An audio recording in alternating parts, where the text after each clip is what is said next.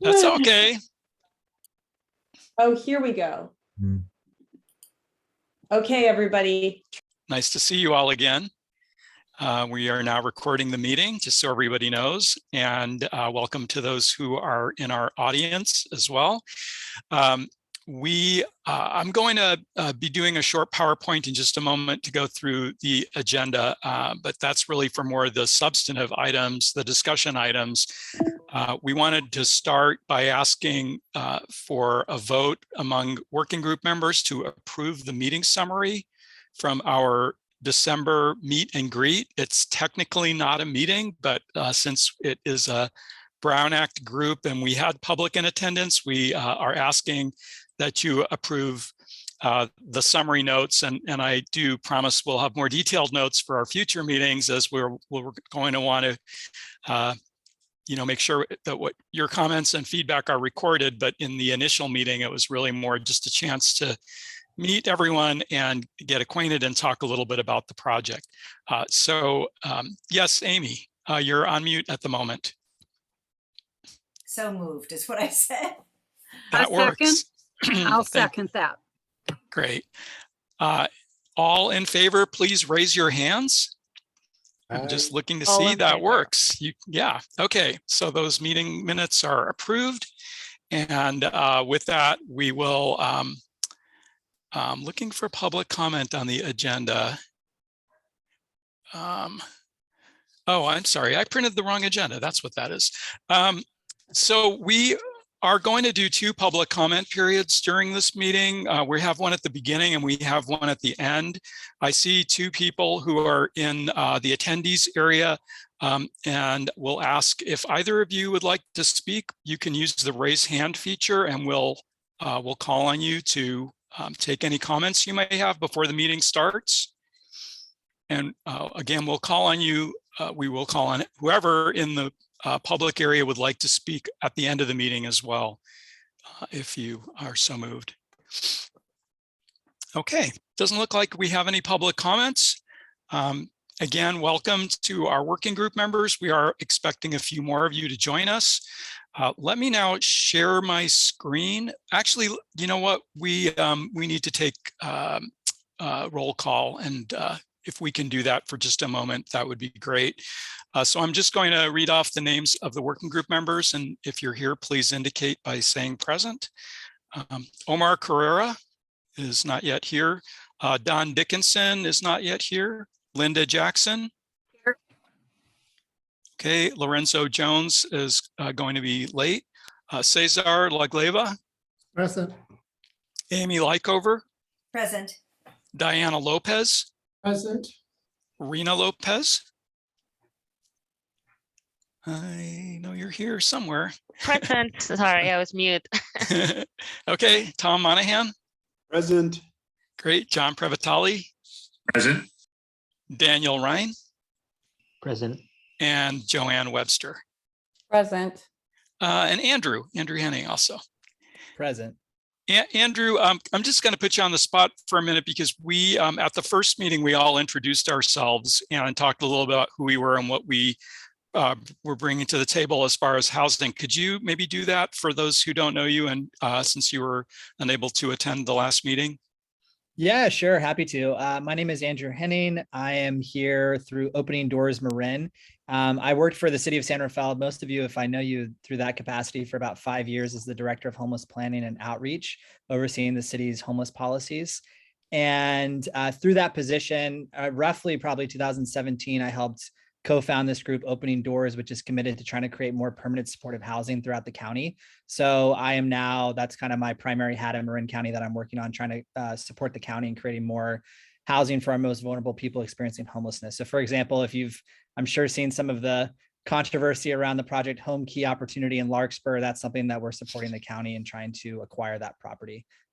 So that's a little bit about me. Thanks, Andrew. Amy? It's a suggestion. Whenever we have members of the public present, perhaps introduce you and the other staff members so they know who everybody is. Not necessarily the working group, but at least the staff members. Yeah, that's a great idea. Thanks. And maybe I'll ask staff to go ahead and introduce themselves now. And I'll start with myself. I'm actually the consulting project manager on the project, Barry Miller. And let's do Ali, Jake, and Alexis. All right, that was good. You let us just know who's next. So I'm Ali Judici. I'm with the City of San Rafael. I am the Community Development Director. Jacob. Hi, everyone. Jacob Noonan. I'm the City of San Rafael's Housing Programs Manager. Alexis. And hi, everyone. I'm Alexis Kaptanian. I am the Housing Programs Analyst at the City of San Rafael. Thank you. And thanks for that suggestion, Amy.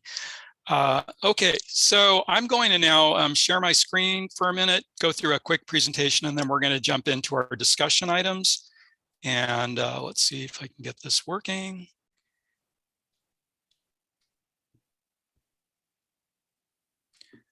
And can everyone see that? Mhm. Great. Okay. So this technically is working group meeting number 1. It feels like meeting number 2, but this is the first meeting where we're going to ask you to roll up your sleeves and think about housing issues. Then we're going to get into our discussion in just a couple of minutes. We are going to start with a quick primer on the definition of a goal, objective, policy, and program. We kind of all throw these terms around, but they are different from each other. And we want to make sure that we're all on the same page when we talk about housing goals, housing policies, housing programs, and so on. We're going to spend a little bit of time on the evaluation of the 2015-23 housing element. You'll be relieved to know we're not going to have a PowerPoint where we go through every single action program and tell you what's happened. That would take the full 2 hours. But we are going to ask you to share with us some thoughts about what's working and what's not working in the current housing element. And a number of you have already emailed us with what we called your homework assignment from the previous meeting, where we've asked you to go through the list of housing programs and give us some feedback on what you think the city's doing well on and where we may need some improvement, and also potentially a new program that you would like to see added to the housing element. So we're going to spend 30 or 40 minutes on that. And then the rest of the meeting is looking at what our goals for the future should be.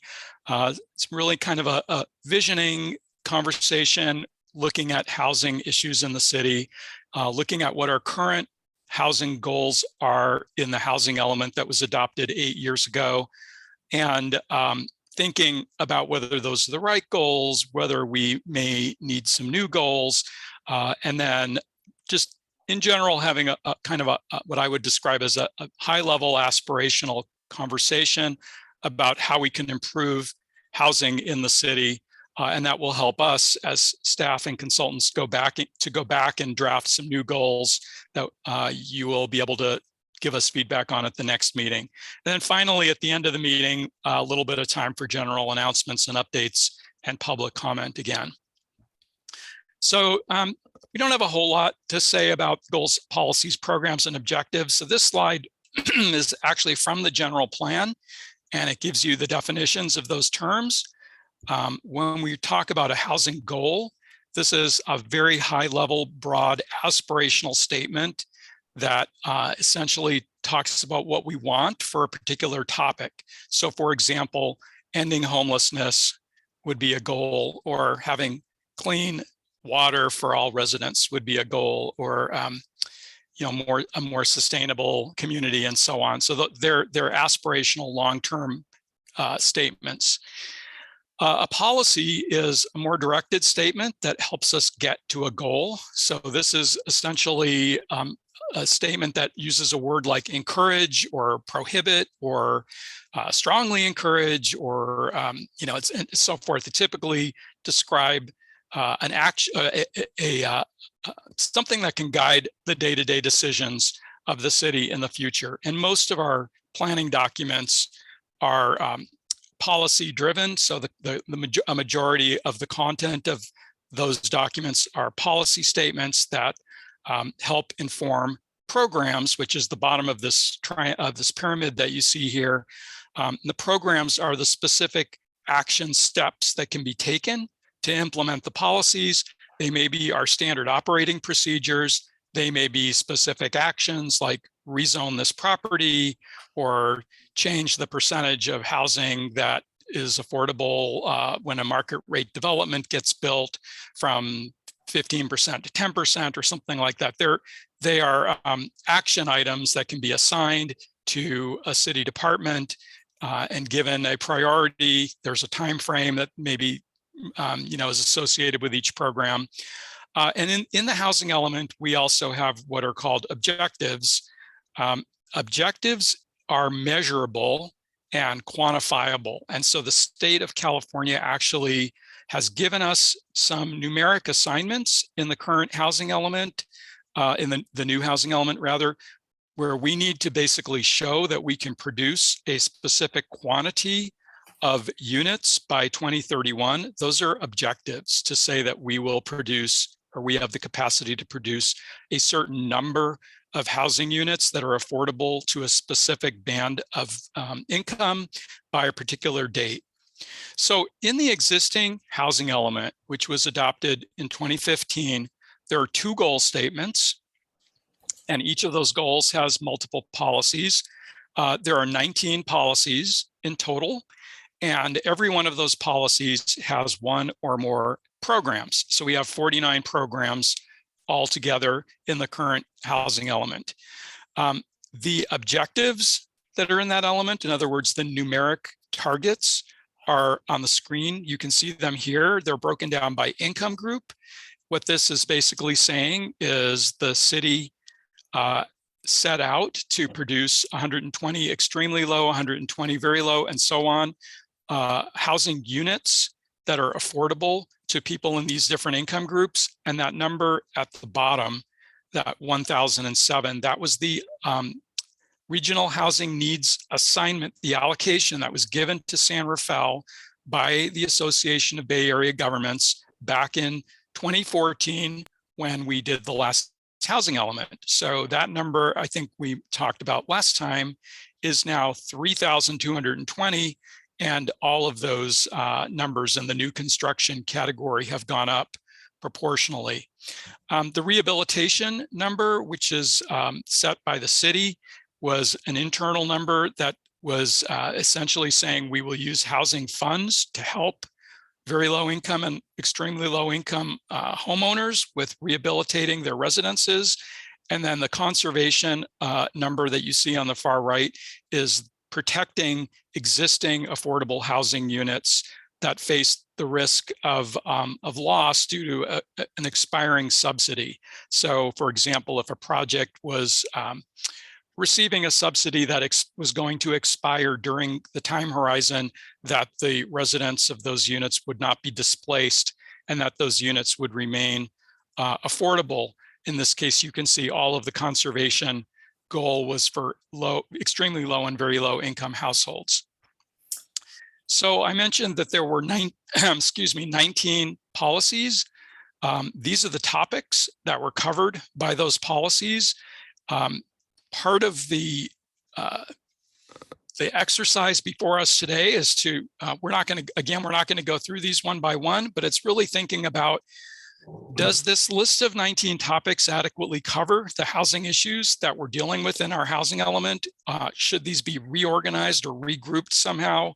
And we're not going to cover all of this today, but this really is intended to show the spectrum of issues that are covered by the housing element. Each of these topic areas, again, has multiple programs that are included in the element. I believe this is the last slide before we pause and move over to discussion. We're hoping that you had a chance to do the exercise of looking at these 3 questions. I know some of you have done that because you've sent your responses to us. And we would like to take about a half an hour to go around and ask each member of the working group to answer these 3 questions. I don't want to put pressure on anybody. If you feel that you're not ready to answer those questions yet, just say pass and we'll move on. This slide is really meant for the next part of the agenda. I am going to just put it up there now to let you know what's coming, which is really a conversation about your vision for housing in San Rafael and how we can better structure our housing goals to achieve that vision. For those who are in the audience, again, we have this email address, housing@cityofsanrafael.org.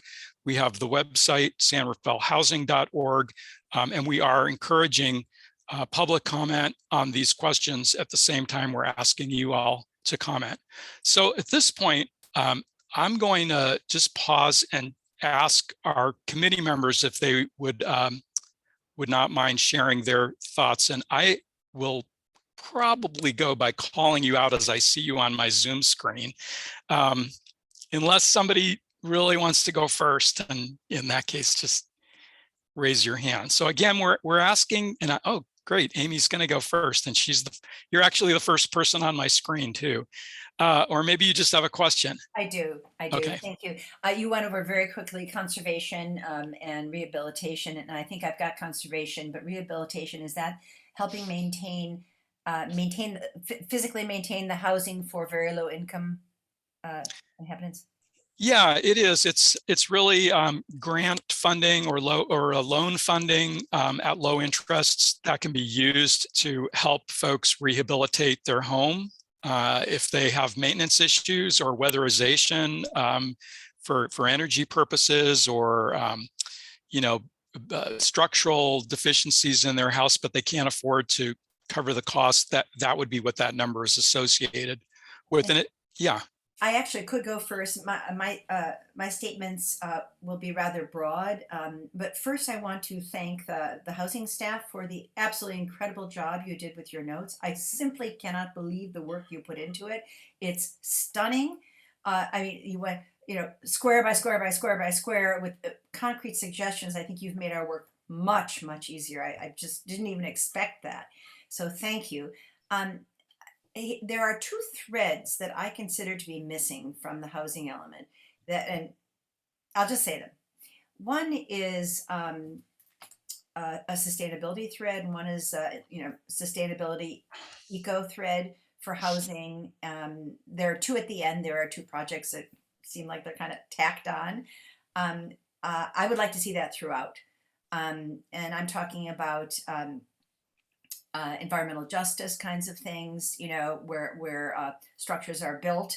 And the other thread, and remember, I'm a representative from the Federation of San Rafael Neighborhoods. The other thread that I'm very worried is going to be knocked out because we're all about satisfying RHNA numbers. I understand our job.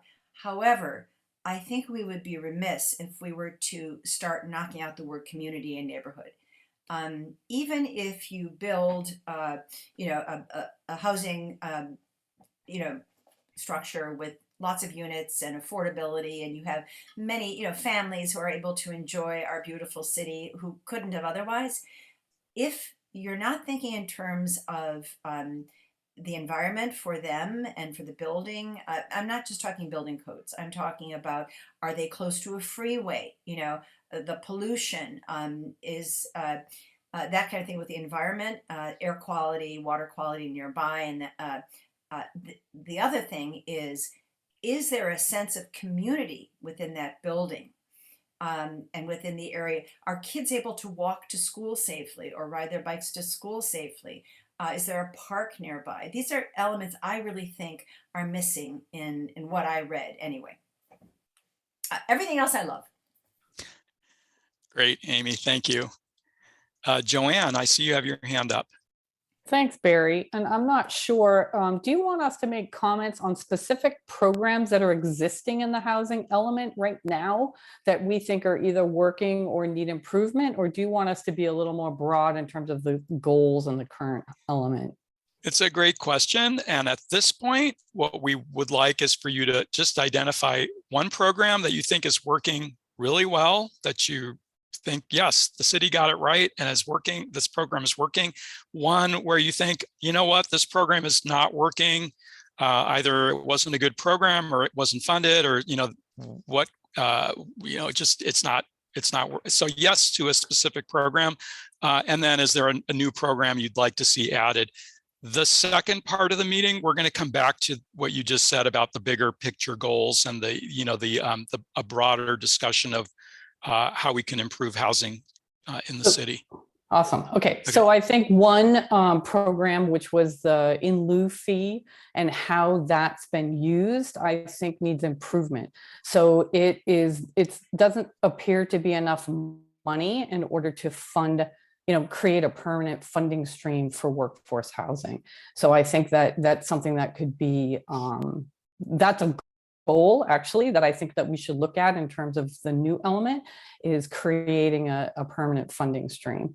And then a program that I do think worked really well is, and I don't know if it's actually in the element or is adopted later, is this combination of planning commission and design review, either doing it together or changing the order of which the developer needs to go in front of. So those are my two comments for now. I have a lot more, but I don't want to take up too much time. We'll come back to those other ones for soon. Great, thanks. Go ahead, Linda.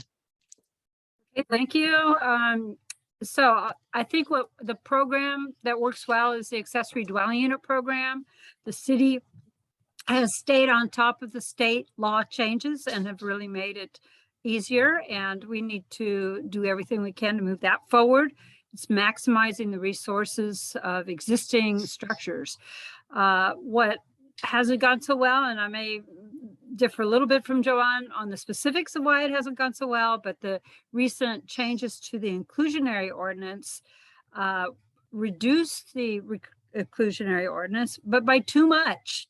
And we're seeing projects coming forward with not even proposing 10% inclusionary. We're losing out on an opportunity for affordable houses. So we need to housing. So we need a review. And then I'd love to see a program that really pushes for energy efficient housing. So I'll stop there.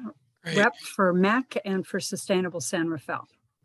Thank you, Linda. How about Diana?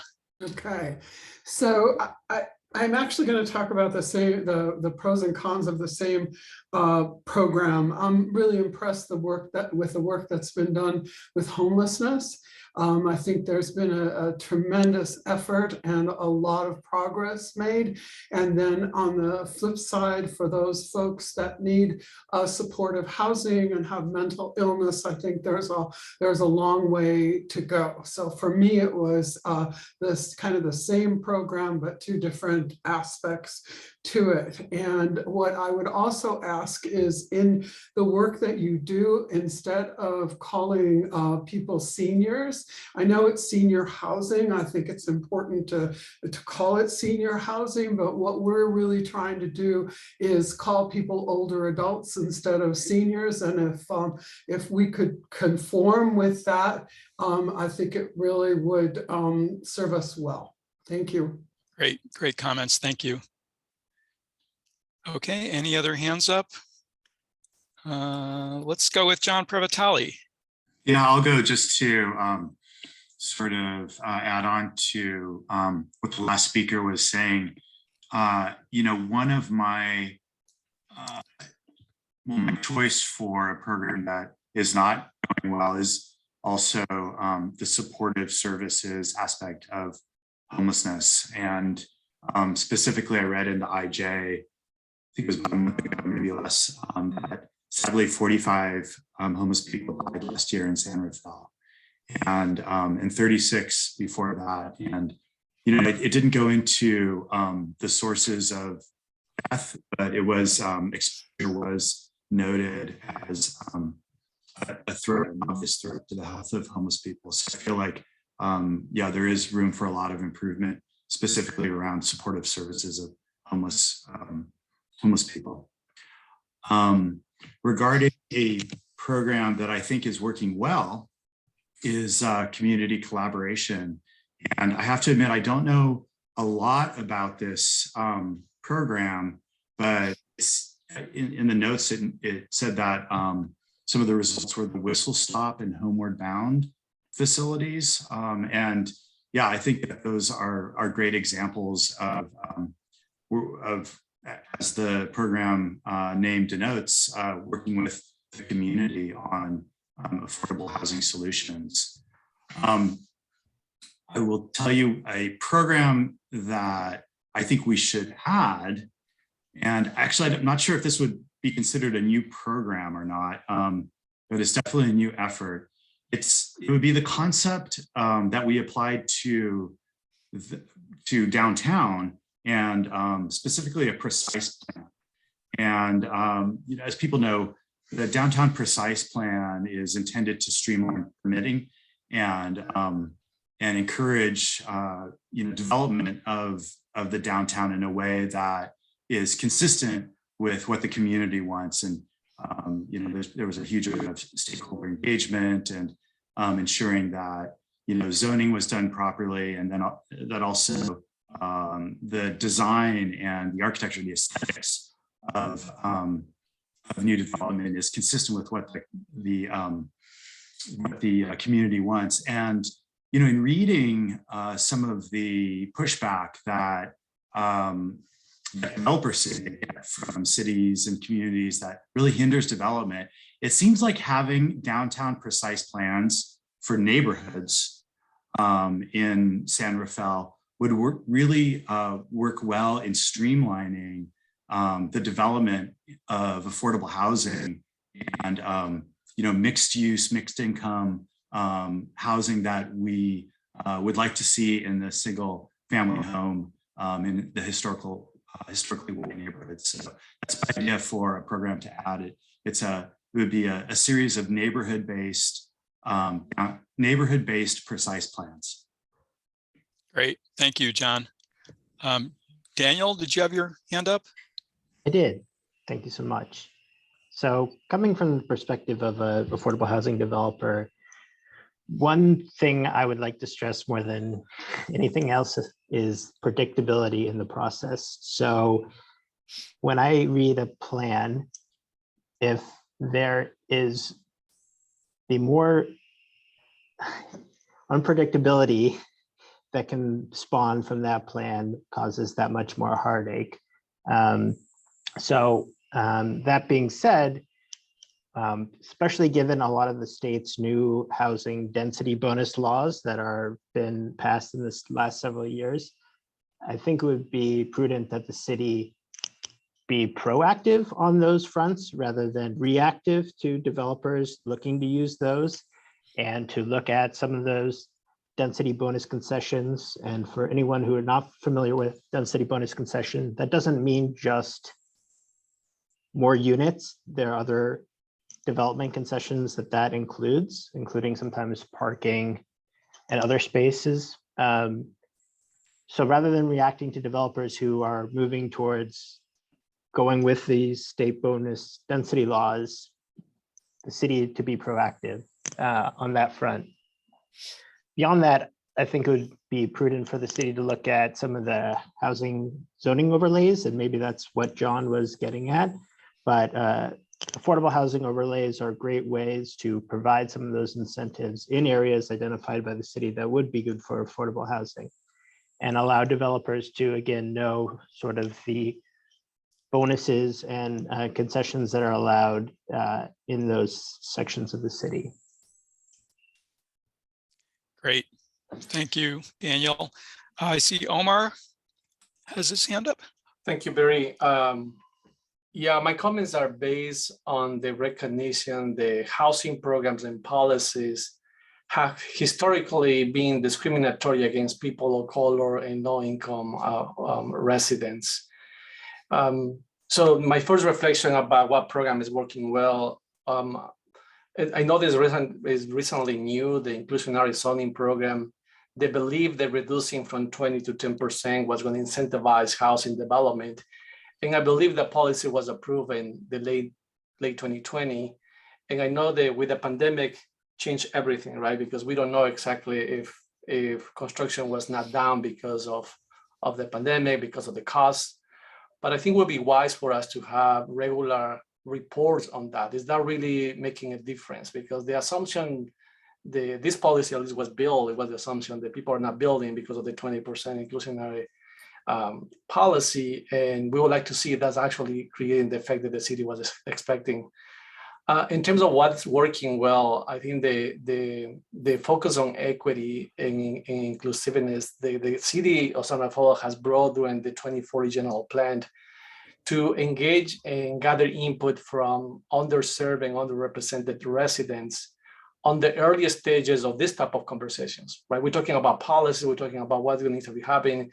We need to engage people who usually are not represented in this type of conversations to gather their input. And I know you and the city are working on that. So I just want to highlight what is working well is the commitment to inclusivity and equity that the city of San Rafael has brought.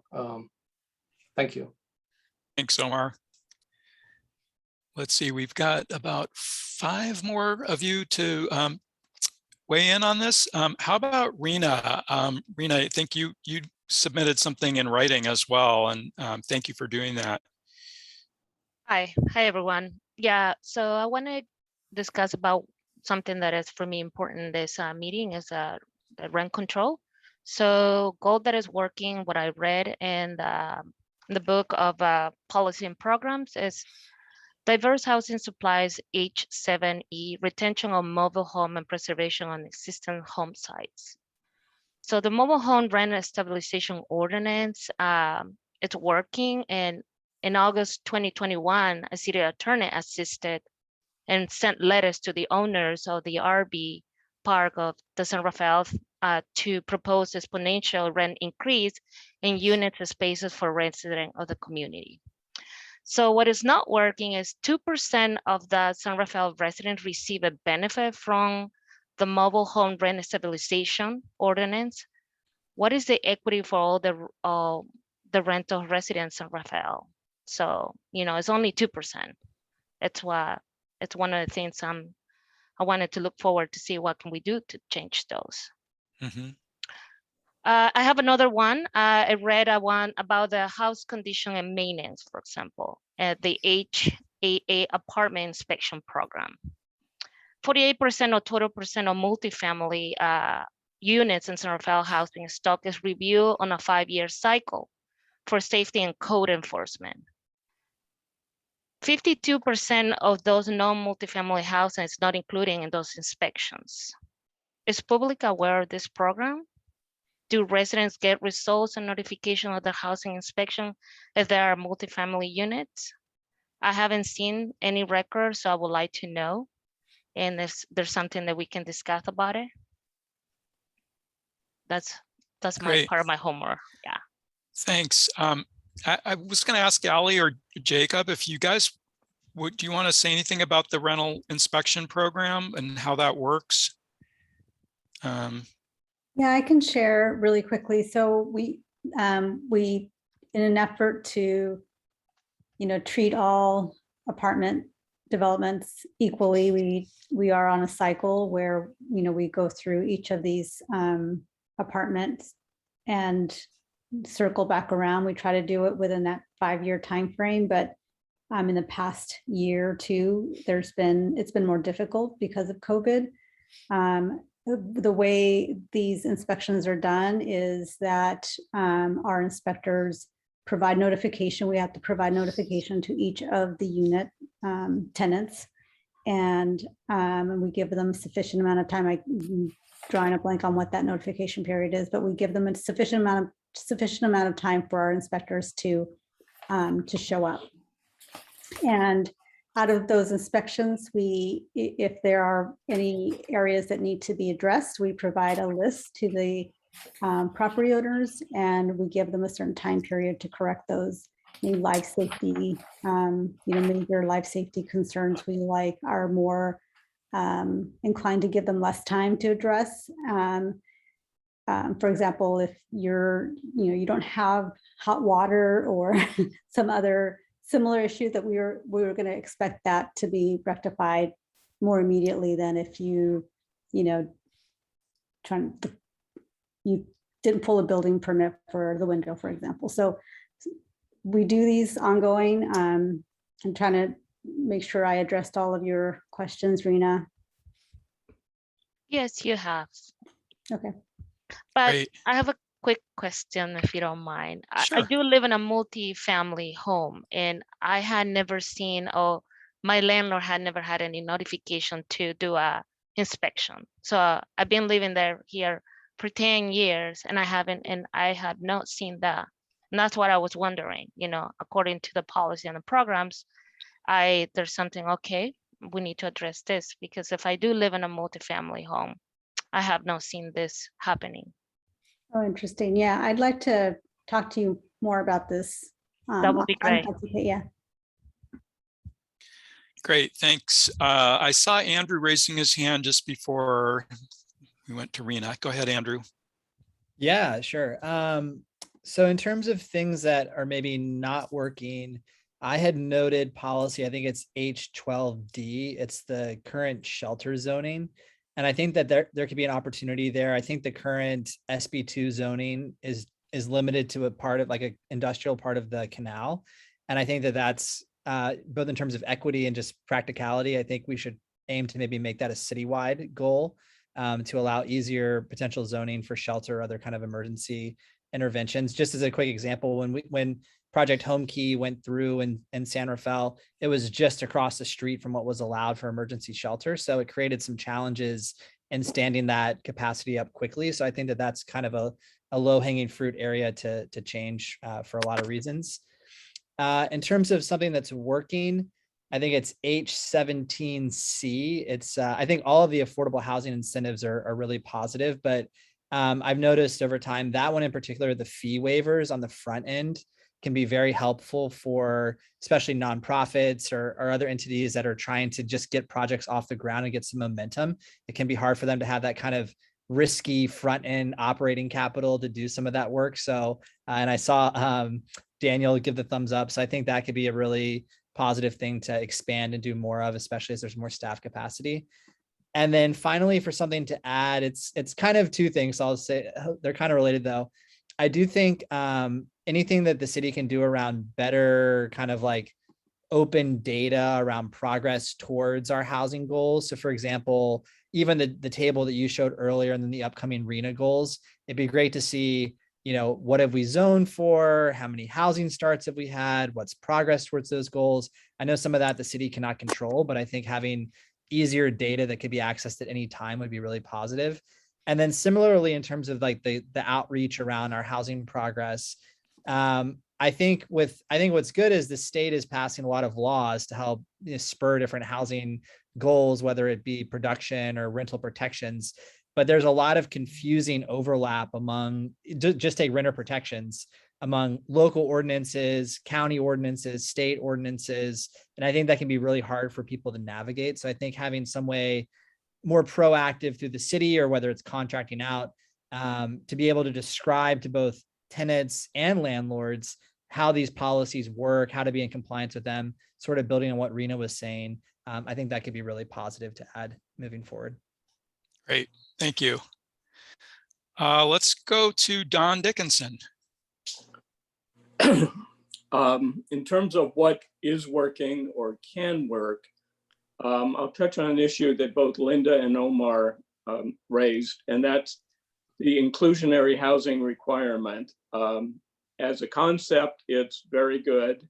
I was quite concerned when the city recently reduced the requirement because under like the best of circumstances with inclusionary requirements, you may get 20% of a new development being affordable units. Under the recent revision, you get even less than that, but our problem never has been providing market rate housing. It's providing housing at the lower income levels. And it either requires huge subsidy or it requires developers to contribute toward the real housing need. In addition, the inclusionary requirement is intended to diversify housing throughout the community. So you get it in market rate developments in various parts of the town, and it's not concentrated. In terms of policies that have the potential to work well and are now included in strong state mandates, ADUs, I think are a good opportunity to provide dispersed housing in a kind of a low key kind of situation. But at the same time, you've got to address the issues of, are they really being used as rental housing, or are people taking advantage of the state mandate to build offices or guest quarters or whatever, and the units are really not being available to the people they're targeted for. And finally, the issue that I don't think is adequately addressed in the housing element, but if you look at the housing element in the context of the entire general plan, being part of the entire plan, it is to some degree, but it seems to me that the housing element should include more reference to sustainability, to protecting environmental resources, providing the housing while being sustainable, protecting environmental resources, and respecting environmental hazards. And I, again, understand that this is part of an overall general plan that does address those areas. But when you just look at the housing element, recognition of those concerns seems to be pretty absent, actually. Great, thank you, Don. And just so everyone is aware, ADUs is accessory dwelling units, or in-law apartments. Basically, we use that term now commonly for those units. Let's go with Cesar. Yes, thank you. What I find to be useful and effective from my experience, my perspective, is program H1, the annual housing element review. I encourage that we continue to do this despite of any mandates. That's just good governance and practice. So I appreciate that level of insight. And I just also want to, before I move forward, want to give kudos to your staff, whoever placed these comments on the evaluation. It was really well done. On the side of my concerns and not so well, I actually have two, but I want to three, but there's this one is essentially a subset. Under H9C, housing opportunities for persons with disabilities, there seems to be mass confusion around what disabilities really mean. So I would like to include, have us consider perhaps defining what disabilities mean, because I come from a behavioral health background. And so this is specifically, seemingly designed for people with developmental disabilities. So if we're going to have language that indicates disabilities, to provide some level of greater specificity to that. And then the second or last would be H3A, and it's somehow connected H3B, neighborhood meetings and information and outreach on housing issues. I'll speak on behalf of many of the underserved communities here, particularly the ones who have language barriers, that really relationships really need to be had, because outreach and engagement is oftentimes just a hollow term. When we say outreach and engagement, that really what I'm speaking more specifically around are relationship building. That in order to have an effective outreach and engagement process and experience, that the city ought to really have dialogue and build relationships with community residents, informants, and reputable community leaders. And when I mean community, specific geographic locations. Because outside of that, like I said, it's an exercise in checklist boxes and tokenism. Thank you. Thanks, Cesar. I see we have a couple of follow-up questions, but want to go to Tom first, just for our final commenter, and then we'll come back to Daniel and Joanne with some follow-ups. Tom? There you are. Yes, thank you, everybody. And I think I agree with a lot of the comments that everyone's made. And, I think that there's room for improvement in a lot of those areas. The one point that I would make, speaking, as a market rate housing developer, is that the 10% inclusionary housing change that's been made is very helpful to the economics of a project. Construction costs have been going, substantially higher.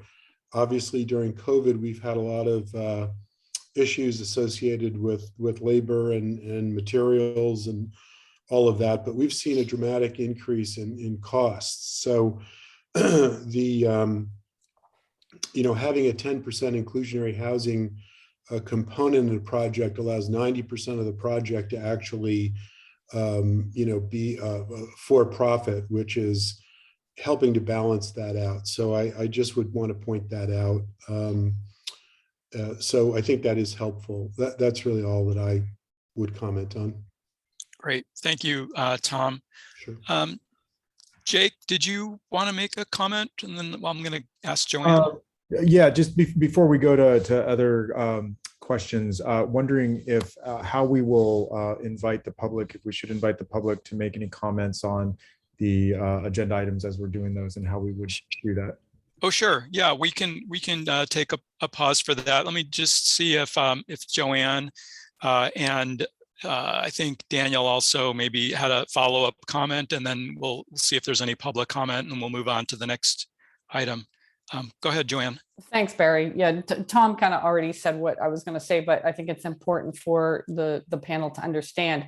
So the Santa Fe Chamber was very supportive and drove really the housing policy to be changed from the 10% inclusionary to, the 20% to the 10%, because what we were finding was housing projects were being entitled, but they weren't being built.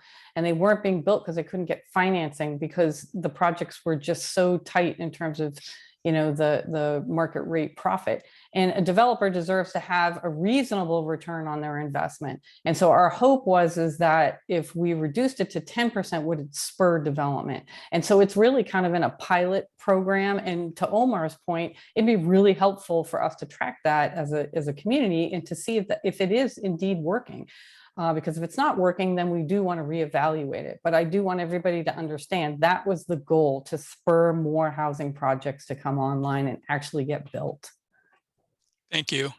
Thanks, Joanne. Can I just add to that? We are definitely going, the city will be tracking and will be providing a update to the city council, and then evaluating, within the next 2 to 3 years, and just provide, giving the city council some recommendations on whether this has been successful, and what steps we need to take to either change or modify or just go back to the old ways. But yeah, there's definitely an intent, and it's purposeful, and it's intended to be tracked so that we know whether this is effective or not. So, but thanks for the comments. Appreciate hearing that. Thanks, Allie. Daniel, did you have a comment? Yeah, and it dovetails pretty well with the previous comments. I do agree with Thomas on the building price increase. It has gone way out of control.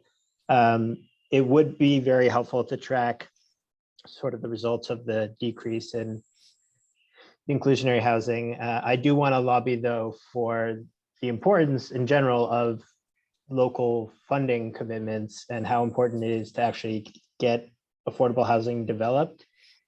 If most of the funding for affordable housing is coming from the state level, and without local support, whether it's the county or the city level of local dollars, a project is really dead in the water.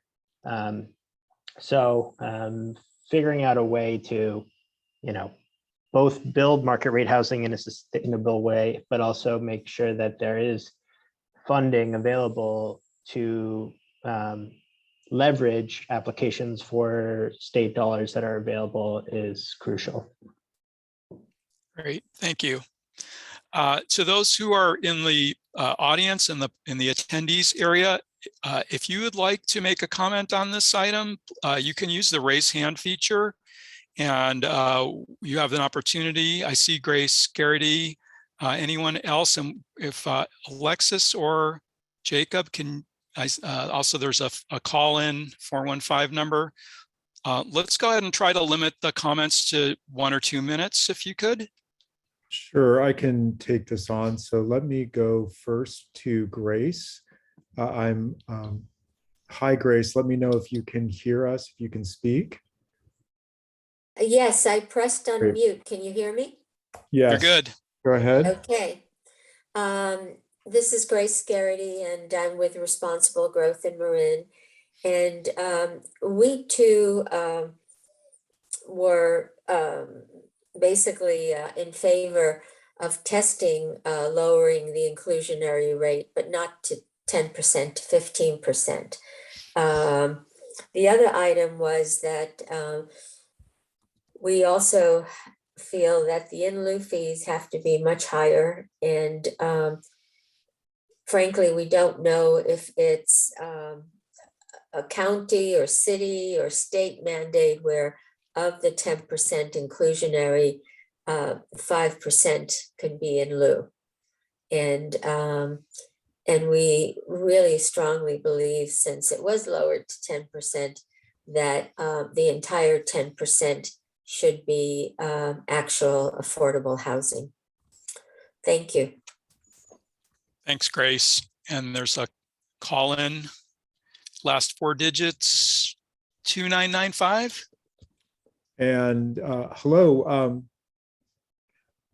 2995. Hello, let me know if you can unmute yourself and you are available to speak.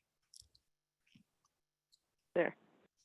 Hi. Oh, hello. This is Victoria DeWitt. Can you hear me? We can, Victoria. Welcome. Yes. Okay. I have a couple of comments. I'll try to make them brief. As far as the ADU ordinance, I was very disappointed to see the city kind of backtrack on their ordinance that would have prohibited ADUs on narrow hillside streets where access was difficult and where fire access was difficult.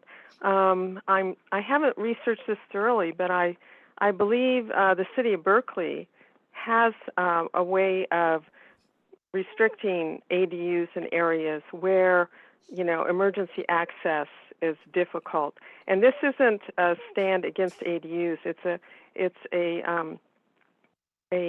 request that they be considered in areas where the access is sufficient. And on these old hillside areas where the streets cannot be improved, I really think it's a bad idea for ADUs. So I would appreciate if that were addressed to some degree. The other comment I have is on sustainability, where you have mature trees that are being taken down for housing. So I understand that housing is important, but I also think from the sustainability aspect, we need to also put a value on our mature trees and other environmental values that we hold in our community. So that's it. Thank you very much. Thank you, Victoria. And okay. Is there anyone else that would like to speak on what is working, what is not working, anything that should be added?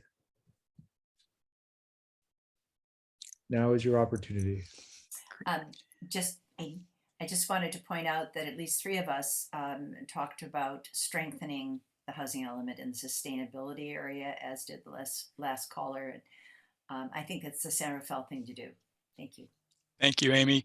It's a good segue to our next topic of conversation, which is goal setting. And I first want to just thank all of you for reading the material and looking it over and providing really helpful and thoughtful feedback about what's working and what's not working. You know, maybe it seems a little out of order to go from the very specific to the very general, but we are going to kind of go now up to the 100,000 foot level and think about what our goals should be for our next housing element. I'm going to just share my screen for one moment to show you. Let me see if I get the right one here.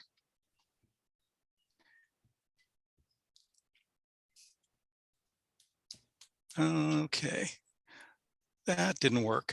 I was trying to actually advance my slide to the next, go with this one.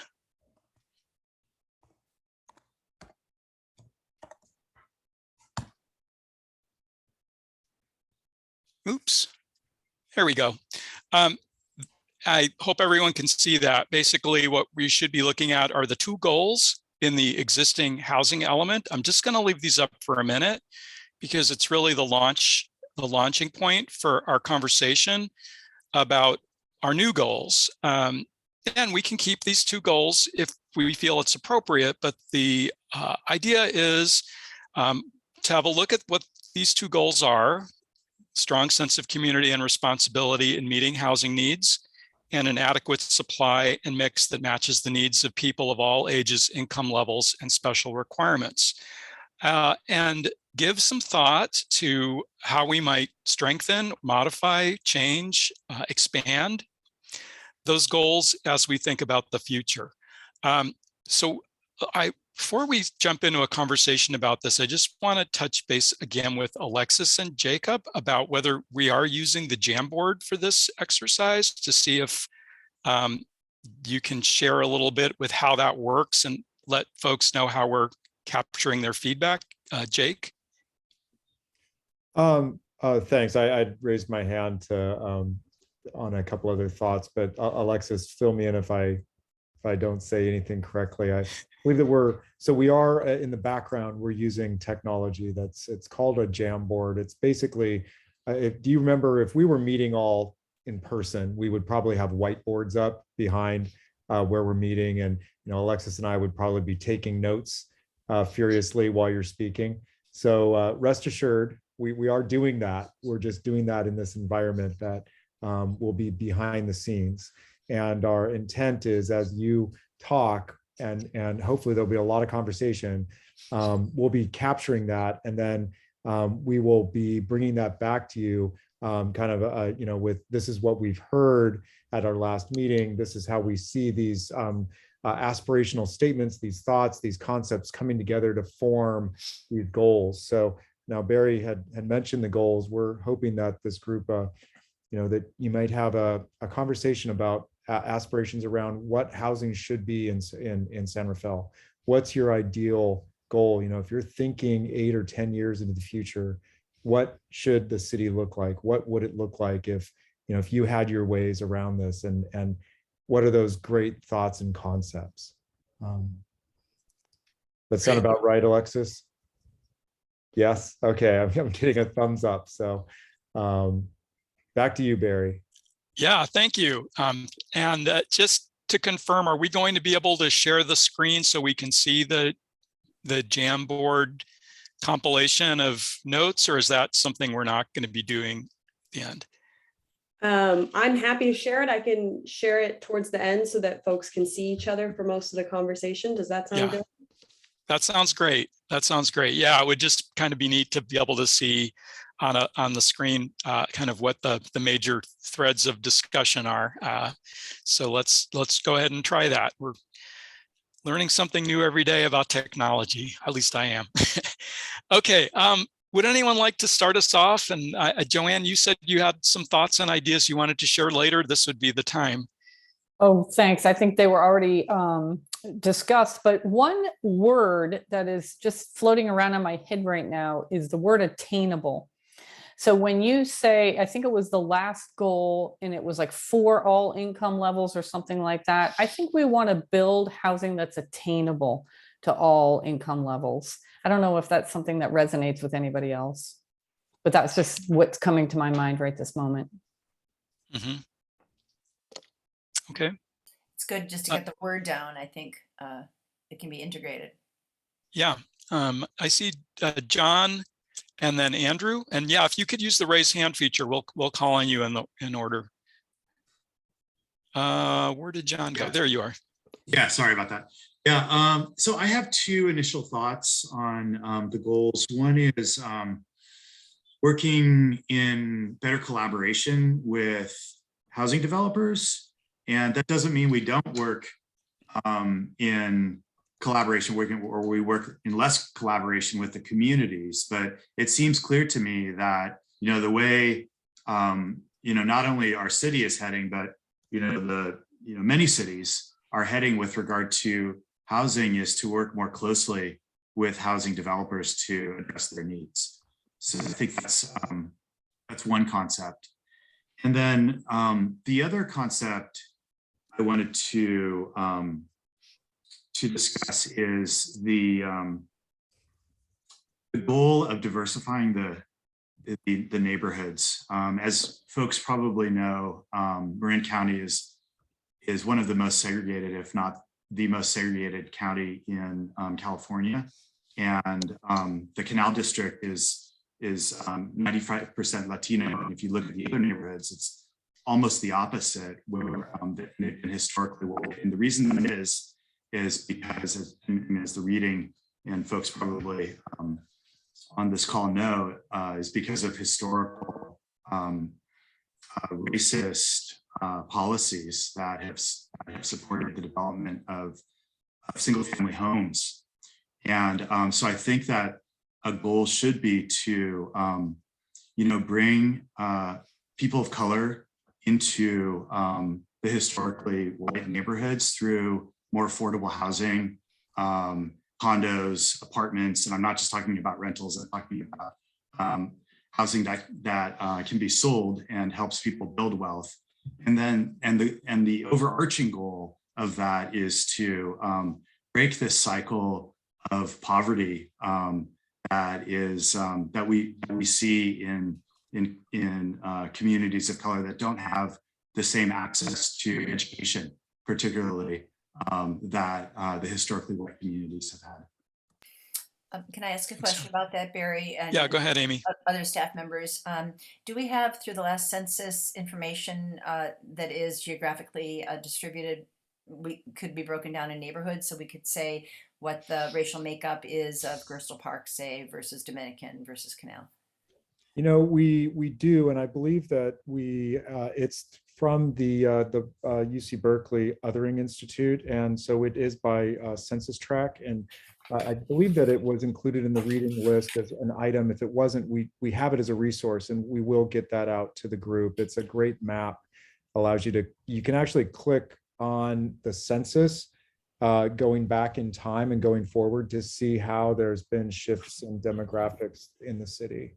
That would be very, very, I think that would inform our discussion, because I don't want us to go forward with presumptions, Well, and certainly in this conversation, just think about, if you close your eyes and think about 8 to 10 years from now, what does San Rafael look like? What have we achieved? It sounds like, from John, that we've really changed the dial on access into housing and home ownership, that we're not seeing these really diversified barriers and boundaries, that from Joanne, that there is this reality that we are able to attain, that we're able to not only just say it in words, but we're seeing the value in a wide range of affordability in the communities. What else is out there? I just wanted to finish my thought there. So, it's Patrick, right? Oh, it was Jacob.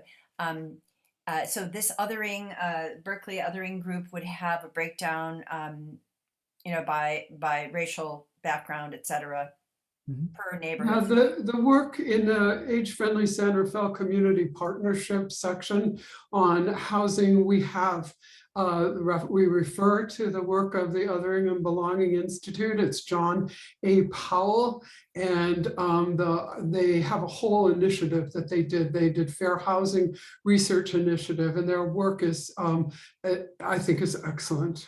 So it does have that, what the information I'm looking for is. It does, Amy, it does. And in fact, we're required to gather and present that information as part of the housing element under the new state law for affirmatively furthering fair housing. So in the housing element, and actually before the next meeting, you'll see a whole analysis of both citywide and neighborhood by neighborhood demographic analysis that has that kind of information. It's census tract block group, so that's pretty fine grained. And you're right. It's really interesting data. It's really informative, and it does help guide some of these and provide a fact-based foundation for what we're talking about. And I, in turn, could spread the word to the different neighborhoods and let them know. I don't know that this is common knowledge. Right. Yeah, it's part of the process, and we'll be coming back to you with that. If we could, I now see about 6 hands raised, so I'm going to go to Andrew first, and at least go in the order in which I see you on my screen. Go ahead, Andrew. Yeah, sounds good. So I guess my very high level feedback was I was sort of shocked that the last housing element only had 2 goals. And so I just wanted to say at a very high level, I really like that the other cities that you sent us, the other examples, I like that there are 4, 5, 6, 7 goals. I think there really are a lot of goals and different things that we want to pursue around housing. So obviously we don't want to get carried away, but I think I would encourage our group to look at something like 5 to 7 and broaden to represent the different interests that are obviously being expressed on the call. Maybe I'll just say them quickly and then I can email them to staff, but I personally liked a lot of the way that San Leandro wrote theirs. I like that they especially called out increasing the supply of ownership and rental housing for extremely low, very low, low and moderate income households. I like the idea of creating a healthy environment in all San Leandro homes. I like the goal they had of proactively address the special housing needs of the community, including seniors, we could say older adults, as was mentioned, disabled individuals, single parents, large families, and the homeless. I do think it's worth, given that homelessness is such a priority for the city, of maybe including that as its own standalone goal. And then lastly, I like the way that National City had a goal that said, encourage and facilitate the construction of new housing consistent with the city's RHNA allocation. I feel like the RHNA piece is so critical, especially moving forward, that having that specifically called out might actually be a good idea, even though that could be an objective based on what we talked about earlier. But so anyway, I'll email these to staff, but I just think more goals that are more explicit are better than having 1 or 2 and then having a ton of policies under them. It was a little bit hard to follow in the last document. Great. Thank you, Andrew. Linda. Oh, well, I can explain how that happened, Andrew, because I was on that effort. And it was really written by a committee like this. And at that time, they said, oh my God, there's so many goals and the last element, and we are really going to be succinct in what we want to achieve. So that's how that happened. But you go back and forth. I mean, this time around, I think, we probably should have a few more. I think San Leandro's reads like a friggin' laundry list. And so I'd rather have something that's so really focused and you'd be able to expand under it, but certainly more than 2, which is my sense as well, that this time around, we've got a lot of issues that we'd like to address. It's like 25 years later, so we can move on. I love what everyone's bringing up. I'm very excited to see what the city's folks are going to come up with this time. But I want to make sure that we would have a goal around energy efficiency. The imperative of our time is climate change. Doesn't matter if we're not going to be here, if our grandkids aren't going to be here, or have a totally unlivable climate. So something around climate change or sustainable housing, I'll leave it up to you to find the word. But energy efficiency, maybe all electric, all solar. But I'd love to have a goal that deals with that. And of course, I'm looking at our developer, Daniel, and I'm going, okay, of course, it has to be phased in, so it's affordable over time, because you don't want to make it so you can't ever build any housing because it's too expensive. But we're getting there. I live in an apartment with EVs, charging stations that were built in. There's not enough of them now. That's pretty cool. Okay. Linda, can I ask you a question? Sure. Can you tell us a little bit more about sustainability, what that means? Well, in terms of housing, so originally when we had sustainability in the general plan of in the 2020 plan, we put sustainability in a lot of the elements, right? And then there was a sustainability element, and then in the 2040 plan, we took that out and we put it in back in all the elements. But in terms of housing, Jacob, I think it refers to the amount of energy that's used. It's I live in an apartment that's so well insulated, it's brand new. We hardly turn the heat on all year long. And it stays pretty cool during the day if we do the system right with the windows and the shading. So it's really convinced me that if we can do that with our new housing and with our retrofits on older housing, it can make a real difference. Water is another part of that because it takes a lot of energy to move water around. So does that help? Yeah, I appreciate that. Thank you. I think It other does. people will have some things to add on to that. So I'll stop there. Thanks, Linda. Let's go with Don, and Cesar up after Don. I actually appreciated seeing the goals, sample goals from the other cities. The one that impressed me the most and seemed very inclusive, in contrast to Santa Fe's, which I was surprised was very brief, very sketchy, and not very inclusive, was Santa Monica. And they seemed to touch on most of the major issues, and even the wording was very applicable to the situation here. They talk about production of new housing that's sustainable, innovative, safe, resilient, and appropriate for the surrounding neighborhood. They talk about housing production for all income levels, including the community's workforce and vulnerable communities. They talk about preserving existing supply of housing and prevent displacement of existing tenants. They talk about equitable housing access in all neighborhoods, which I think is very important. They talk about providing housing for persons experiencing homelessness and providing housing assistance and supportive services for particularly low-income people, and eliminating housing discrimination. And it seems to me all of those are essential goals that should be in the housing element. Yes, thank you, Don. And I will put in a word about why we picked the cities we did. Santa Monica's that's a 6th cycle element, which is what the one we're working on now, and it reflects the new state laws and the different state priorities. I do think some of the others that were from the 5th cycle, like the San Leandro example, aren't as focused on those topics that you just mentioned. And I think I would agree with you. I think they did a really good job articulating those goals, and a lot of the threads that we're talking about here are visible in their goals. So thanks for your comments on that. Let's go with Cesar and then Daniel. I'll echo some of the folks who already mentioned it, but I would envision and hope for a city that is less segregated racially and ethnically and socioeconomically. And part of a strategy that I could hope for would be support for transit-oriented development in less densely populated neighborhoods and communities. Thank you. Thank you. Yes. Good. Daniel? Great. On the sustainability piece, I wanted to chime in on what Linda was saying. From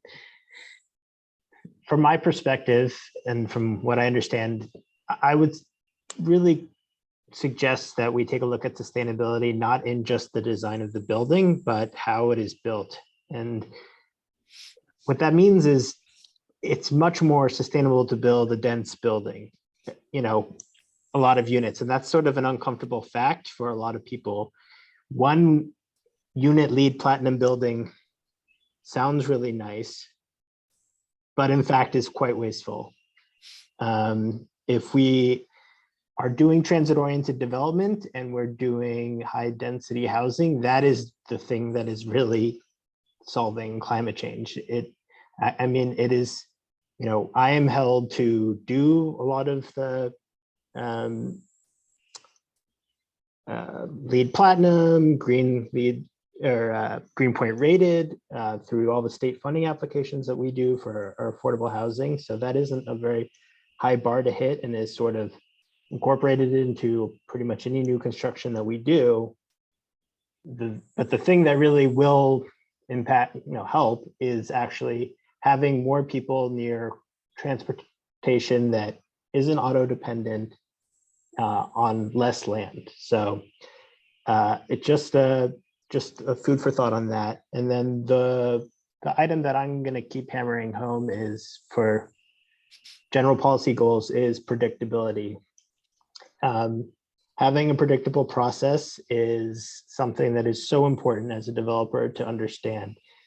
The more, arrows moving from one department to the other and then back there and then up there, it just becomes such an impediment to actually getting these things done. And,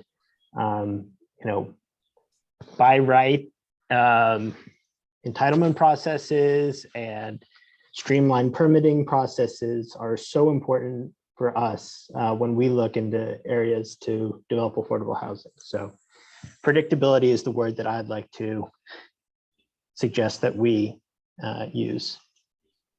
Great. Thank you, Daniel. Omar and then Rena. Thank you, Barry, and thank you, Linda, for the history of the goals. It seems like it could be unpacked to really provide more details about those goals. I think we need to have a goal of greater integration in racially and socially inclusive neighborhoods. I think it's time for us to be talking about that. Again, existing policies have created segregation. We know that poverty and inequity is a policy choice, so we need to recognize that. We also agree with Andrew, we need to create opportunities for low-income communities and communities of color to benefit from investment in housing, including the opportunity to build wealth through home ownership. I think it's time for us to start thinking about opportunities around that. We need to, when we think about sustainability, it comes to me, how many miles someone needs to drive to get access to a high quality job. Can we start start incorporating within the neighborhoods opportunities around jobs with a sustainable transportation or mobility strategy to move people from A to B? I know that a lot of people believe that driving electrical cars is the future to reverse climate change, and the reality is that all of us should be in electrical buses to move from A to B.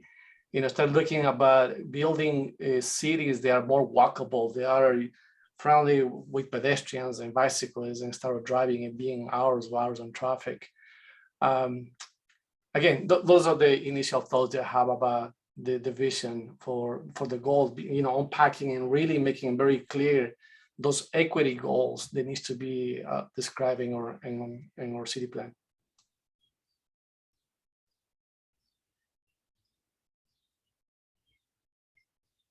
Sorry, I was muted.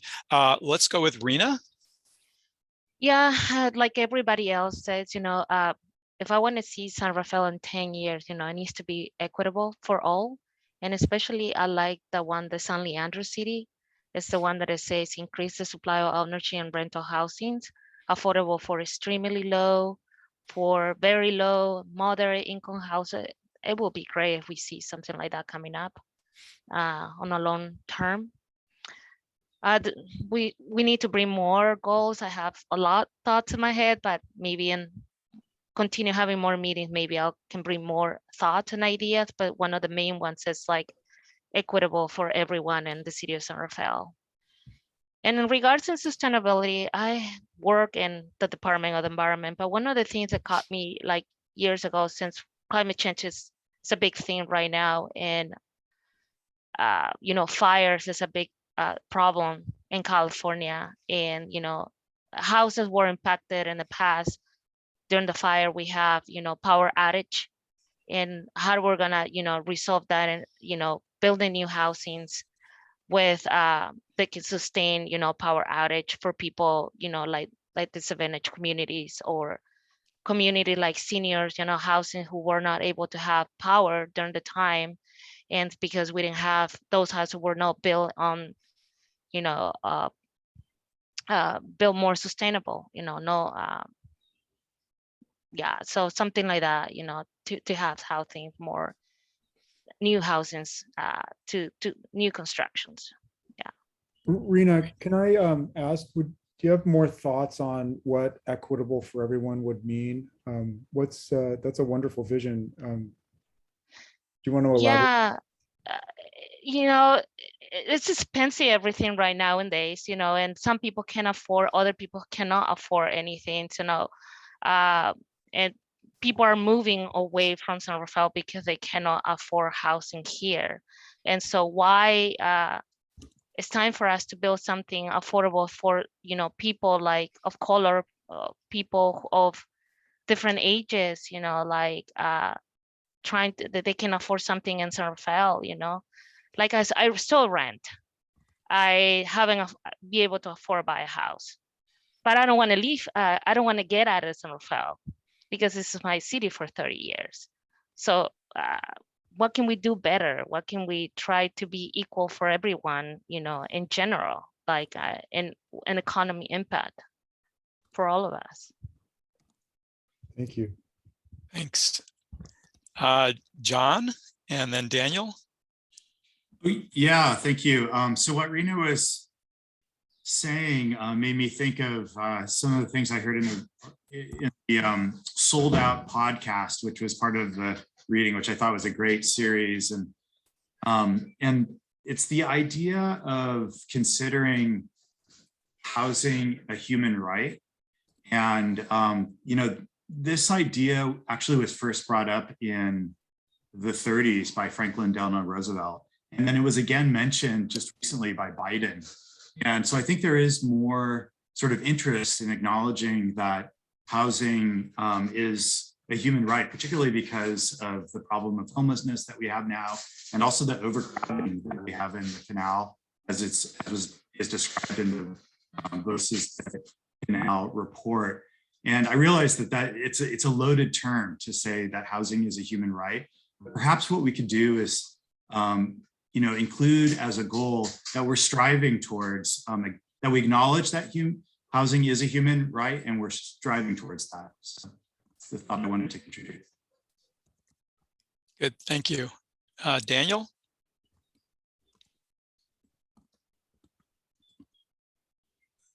Daniel, if you're speaking, oh, there you go, Yeah, you're off mute. Yeah. So I fully support all of these comments about inclusivity and diversity. I guess I would want to pose a question back to the group as to how you would see that happening on a practical standpoint, because from my perspective as a developer, you know, I can't choose a population by race, right? That is against federal fair housing law, not to mention that is not something, you know, we would do because it's wrong. So, you know, what does that look like? Because I think it's a shared goal of pretty much everyone on this phone call, but as far as implementing that goal and really seeing it through, I'd like to hear from the group on, you know, how you would actually see that happen. Can I weigh in on that a little bit? Please do. Well, so with regards to just bits and pieces, and again, this is an incomplete picture, that I think that part of what we need to also begin to sort of consider are the banking institutions around home lending and so forth, in terms of as partners into this mix. Because part of the gateway to some of these affordability or the ability to buy homes or whatnot is to really get into the banking institution and developing these relationships. That's one again of the many, because this issue is it's a structural problem. It's systemic. It's not limited to just city government or city of San Rafael. You got to have other stakeholder partners into the whole process in order for it to work. And the banking institutions obviously is one of the major players in this. So I just wanted to make that as just one nugget of a vision about ways to really incorporate that, and it incentivize them to, you know, FHAs or whatever it may be that they offer, right? So that's just one piece of the equation.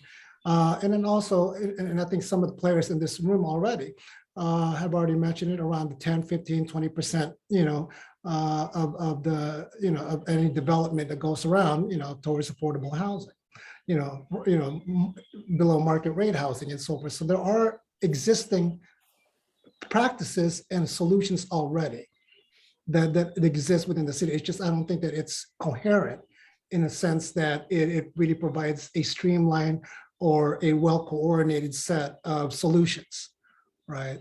But there are pieces in place already. But I do want to just point out that banking institutions are also major stakeholders in this process and in this system.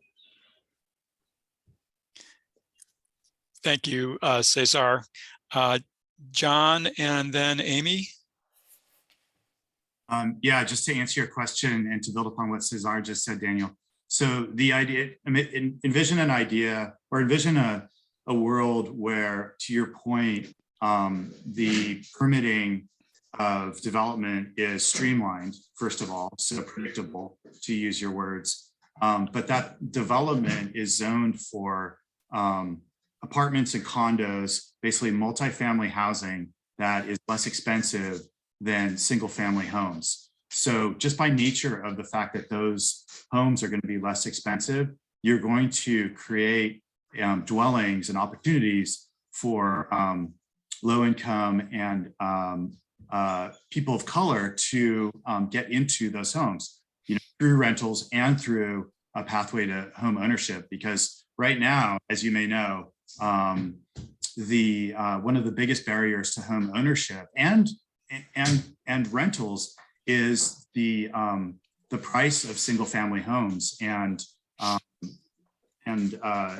Marin County and San Rafael is like, you know, near many other cities in California where the majority of land is zoned for single family homes. So I think what you can do is you could work with the city to you know, not just do small multifamily home developments here and there, but many multifamily home developments in our neighborhoods. And you can take that to the bank, right?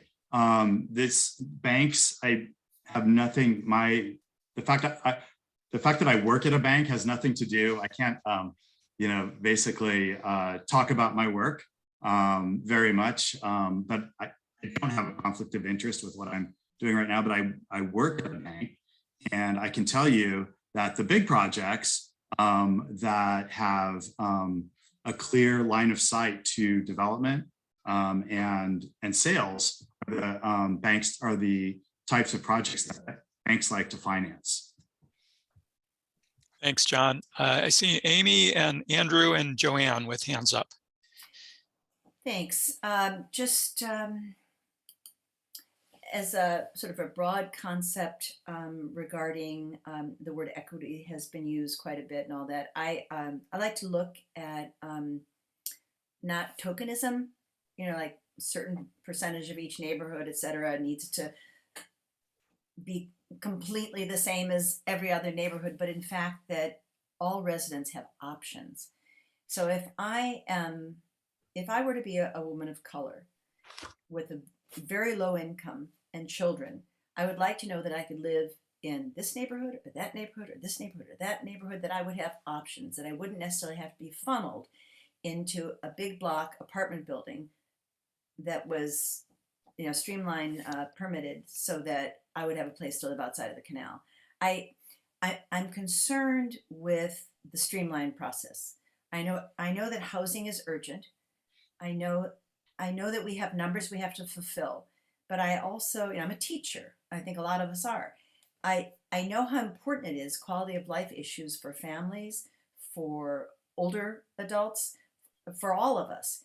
And it could mean, you know, through the banks and making mortgages more affordable. There are wonderful credit unions in town that are doing their best to do that, but that we look at how, if families would like to be homeowners, right, how to make it affordable so that they would have options.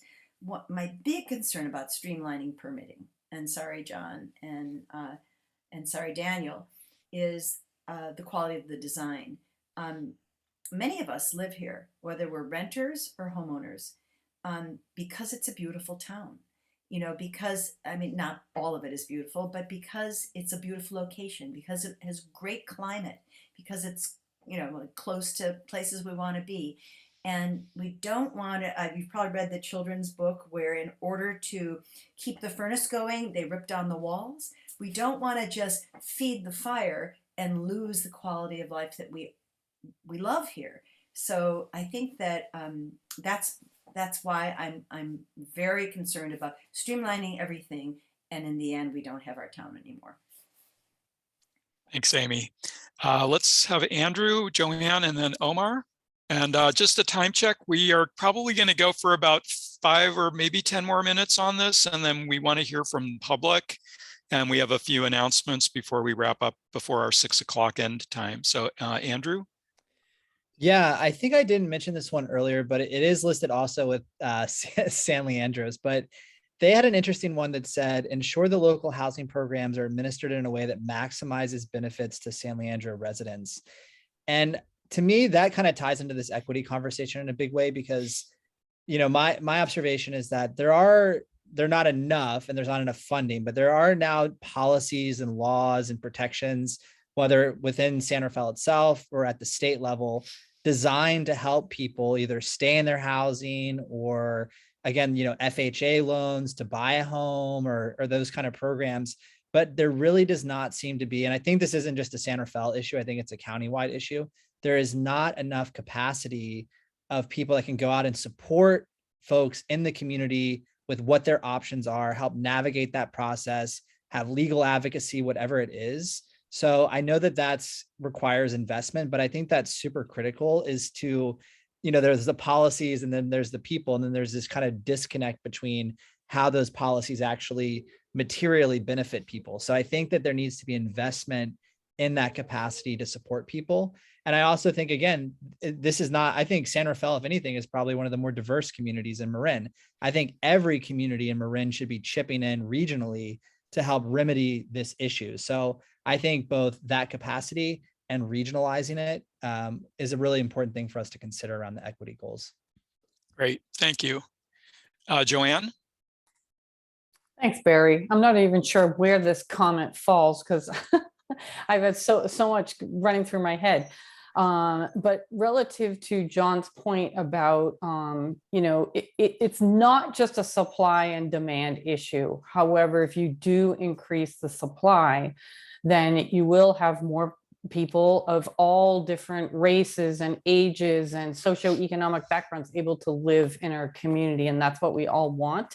And one of the issues that I think San Rafael has faced is projects are not entitled to the maximum number of units because of public protest. So we have so many projects where they're entitled to hundreds of more units, but those don't get entitled. And so I know, Jacob, you posed this question last time about what do we do with those, you know, additional units, but I think that's part of it is changing the political will so that we can actually meet those RHNA numbers and actually build those units so we can have the community that we all desire. You know, I want a community where, you know, my employees can live here, you know, where my kids can live here, where my neighbor is somebody that I know because they work nearby. And in order to do that, we need to have we need more kinds of housing and reduce the number of single family homes. Thanks, Joanne. Omar? Thank you, Barry. Daniel, please receive this response from someone who is not an expert in development. But I have visited a couple projects, one in Oakland, in the Fruit Belt area, in the Mission. And the strategy that they use, it was created to respond to some of the major challenges that any developer, in terms of affordable housing, in general, any developer face, which is securing the land. You know, obviously you have the financial structure, and the securing the land is one of the major issues that any developer face. So what they did, they partnered with the government, right? So developers, they really were bringing all the resources to develop housing, but they brought intentionality to it. They knew that they didn't need it $1 million homes, right? They needed is housing, all kind of housing, rental house, affordable housing, and home ownership, affordable housing. And they partner with the government. So they prioritize public land, you know, cities, counties own land. So prioritize the use of that limited land for housing development, but with intentionality. And then it became financially viable for the developer, and the community won because you resolve some of the housing issues that you have. I think we need to, the housing crisis across the region is huge. I think it's beyond supply or demand. It's multiple things, including policies and programs. And I think we do need to create partnerships, you know, private, government, nonprofit partnerships to prioritize and be more intentional. I think that will be my response to that. Great, thank you. Let's go with Daniel. I do want to see if Jacob, Alexis, or Ali have any comments, and then go take a quick look at the Jamboard. So maybe after Daniel, we can move into that. Oh, sorry, Daniel, did you have a comment? Yeah, and I'll be very quick. I really appreciate all the other panelists or working group members' comments, and agree with a vast majority of them. And I realize we're in the goals, like the larger goal setting section, and I think I jumped the gun by saying, let's get down to what makes a more equitable city. And the goal of this section was to think more broad. So I think it was a mistake to say, let's talk about like the specifics while we were goal setting. So I will apologize for that, but I do agree with many of the points that everyone made, and think that they could all support, work to support a more diverse and equitable community. I thought your question was great, actually. It really helped us kind of take a look at what we were talking about. So that's I think that's fine. Jacob and Ali, do you want to add anything? And Alexis, I don't know if you're there or not. There you are. Okay. If you want to give a preview of what that board looks like. And then we are going to also have a couple, see if we can do some public comment before we move to our closing section. Yeah, I love the comment. I love the conversation, and I really encourage the working group. Daniel, keep asking the questions. Other members, bring those thoughts, bring those comments, because this is the opportunity to really just, let the creative energies out. I loved hearing the comments that, around in 8 years and 10 years, I'd love to see the city as, and every other comment. I have to tell you that I think that I've been capturing notes. Alexis has been also capturing notes. And I think that we have a wonderful amount of thought here that we can really bring together into some very meaningful goals. Ali? Yeah, I don't have a lot to add. Something I wanted to say, just in general for everybody, I think we heard some goals, but we heard some deeper thoughts as well. And that's fine. We can wrap some of that stuff and come up with kind of a more broad goal out of that we would present to you in a future meeting. So this conversation was actually really great to listen to, and I appreciate everyone's thoughts.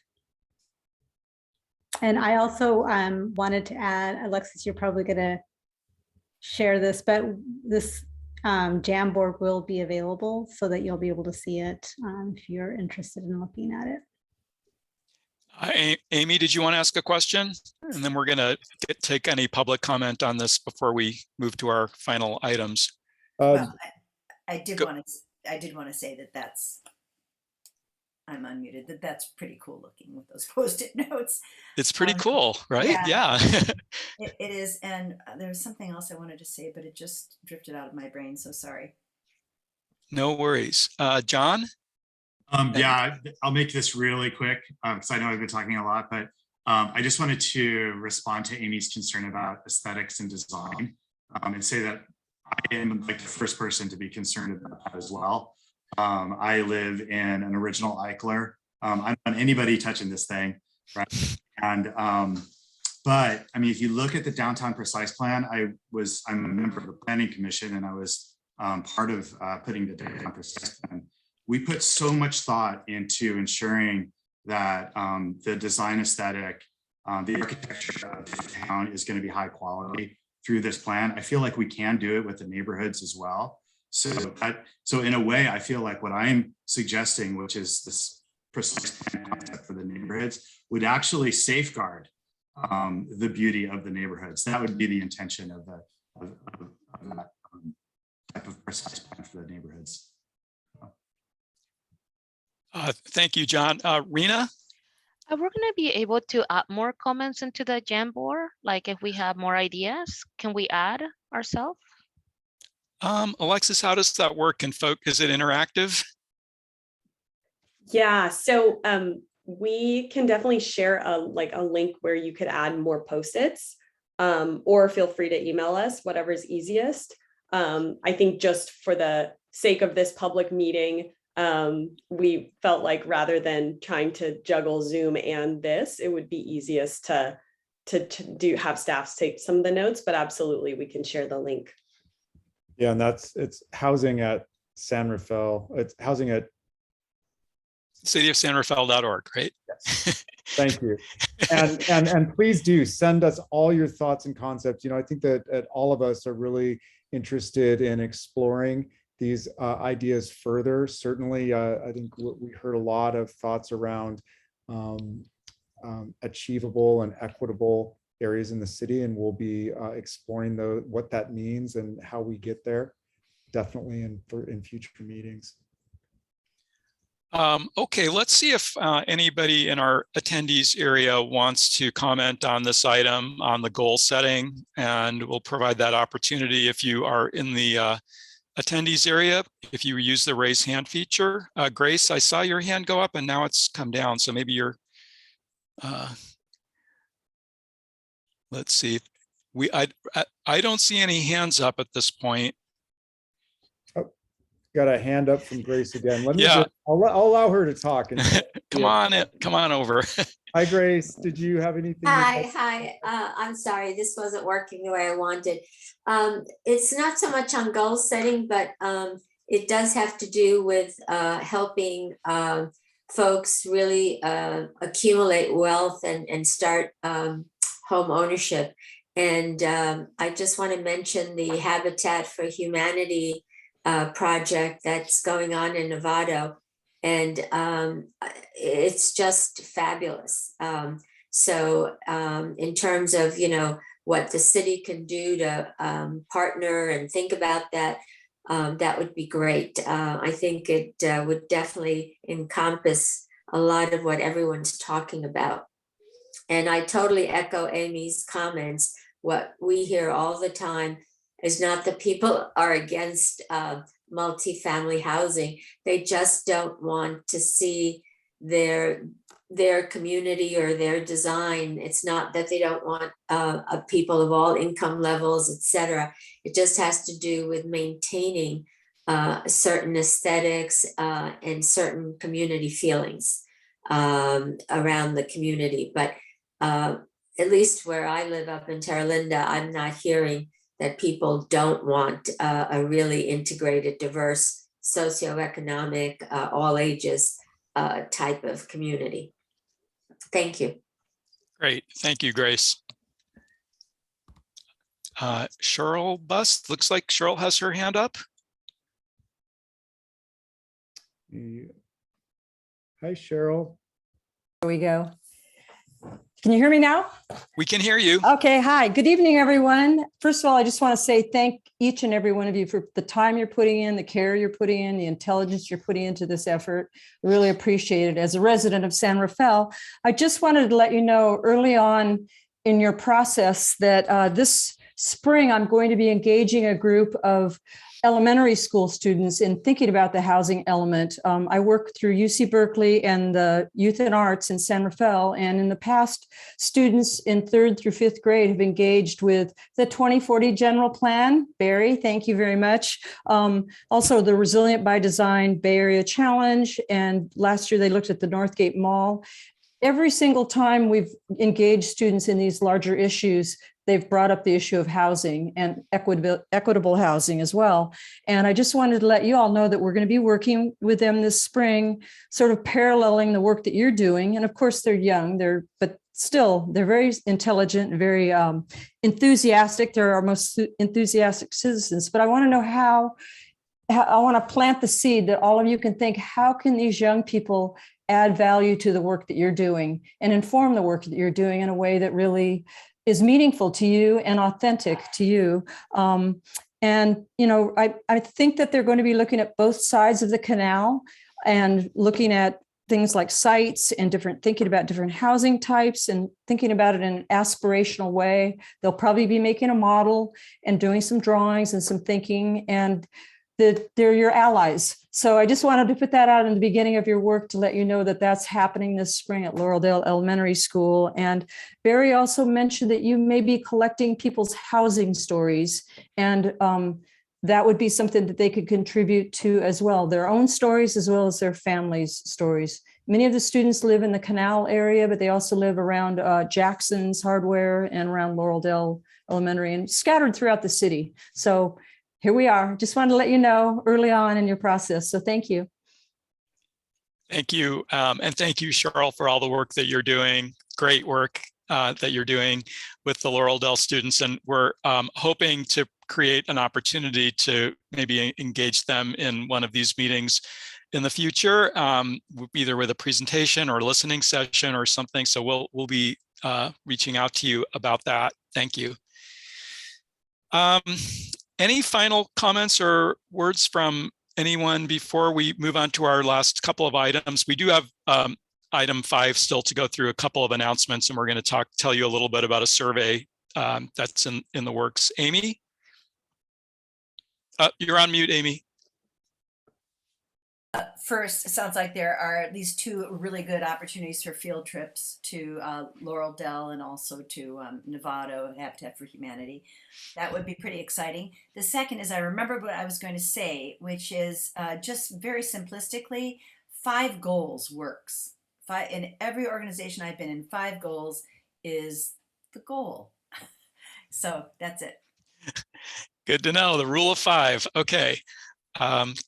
Great. Well, we're going to move on to item 5. I'm going to ask Jacob and Alexis to tell us a little bit about a housing survey that's in the works, and then just a quick announcement about our next meeting and any announcements from the group before we adjourn before our 6 o'clock time. So Jacob? Or Alexis? Yep, there you go. Looking for Alexis. Alexis, do you want to kick this off? Sure. So as part of our sort of beginning of our engagement for the housing element, we've created a community survey that is currently being translated from English into Spanish, Vietnamese, Cantonese, and we are hoping that you will take the survey yourself, that you will share the survey with your networks. We are creating a poster with a QR code and sort of postcards that will be asking businesses around San Rafael to post if they're willing to, and we'll have a limited number of paper copies as well for folks that would rather take the survey in paper rather than online. And so just reaching out to you to let you know that that'll be coming your way in the next week or so. And we're really excited about the feedback from the community.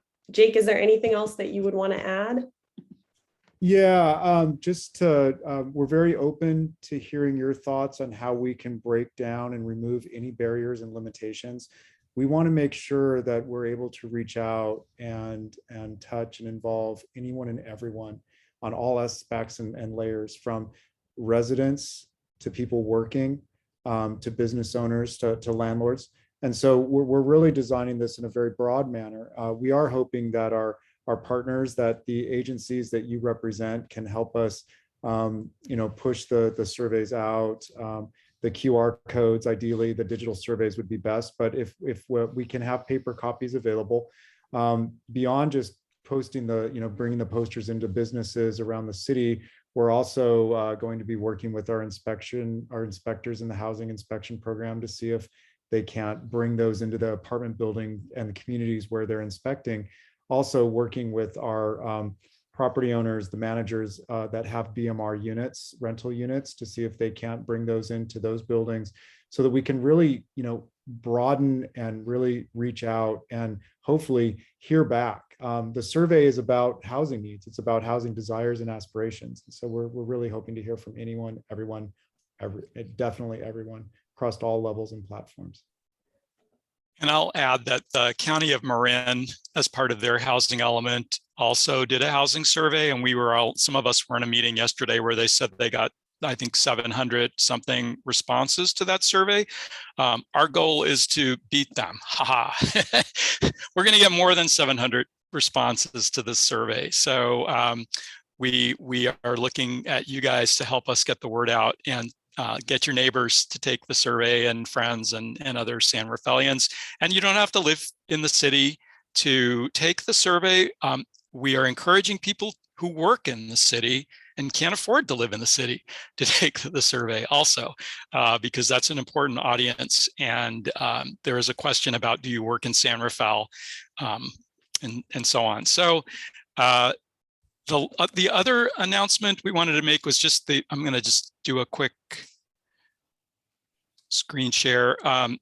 So our next meeting is February 17th, and we are going to continue these third Thursday, 4 p.m. meetings. Thanks for your flexibility on the time. We will likely schedule an extra meeting in between March 17th and April 21st, because we have got a lot of material to cover. We're going to try to focus the next meeting on the housing needs assessment. This is something we've been working on, and to Amy's point earlier about the data, you'll be getting a lot of data prior to that meeting, and we are going to encourage you to do some reading of the material before that. So when we gather at that meeting, we'll be talking about, based on all of this information, this data on housing needs, what does it tell us? What can we do? How can we structure policies and programs to be responsive to what we're seeing happening in the community? And let's see, are there any other staff announcements or announcements from members or comments that members would like to make? We do have one more public comment opportunity also before we adjourn, but just member comments. And I have one more announcement on the staff side, which is that in addition to the community survey, we'll be holding a series of community conversations. And we're currently navigating how to do that safely while still having really robust involvement and engagement while we're seeing a really big surge in Omicron, of course. And so I think just if anyone would want to share ideas or strategies, things that have been working well for you, we want to make sure that we're able to reach folks and reach folks who maybe are not always engaged in these processes. So we really welcome your ideas. Feel free to email us at housing@cityofsanrafael.org or call us. That would be so helpful to hear from you. Yeah, and if I could piggyback on that, we are conceptually thinking about 3 events. So it's a 2-part series, one now, one towards the end of the development of the element. And in this 3-part series, one of those items would be centered in Spanish with English translation. So we're really hoping to tap into and create opportunities and events. So we're that appeal to and attract people that live in the neighborhoods.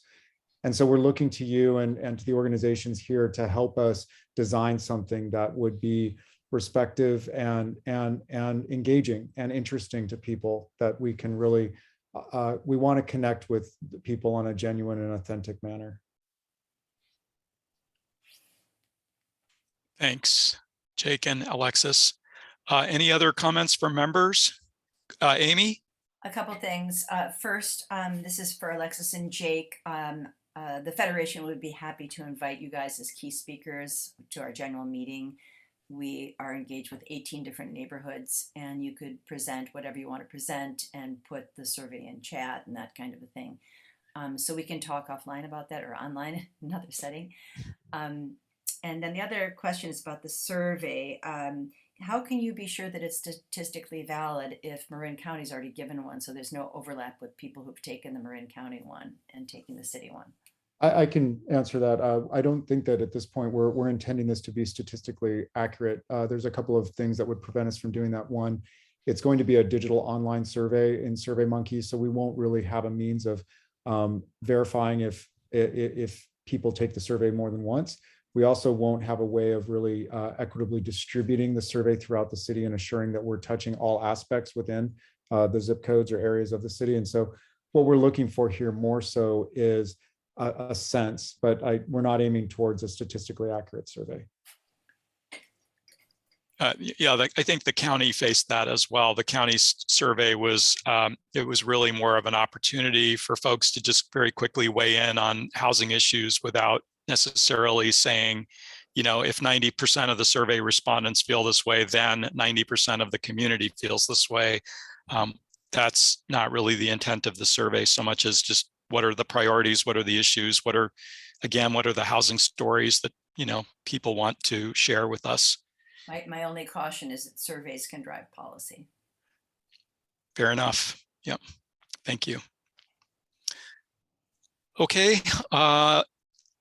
Let me see if there are any members of the public who want to make any final comments before we bring it back. This, again, an opportunity for those of you in the attendees area to raise your hand and speak before we close. And I do not see any hands raised. And it is 6 p.m. Imagine that. Okay, we'll see you all next time. Thank you. Bye. Bye-bye. Bye. Thanks, Barry. Bye. Thanks, everyone.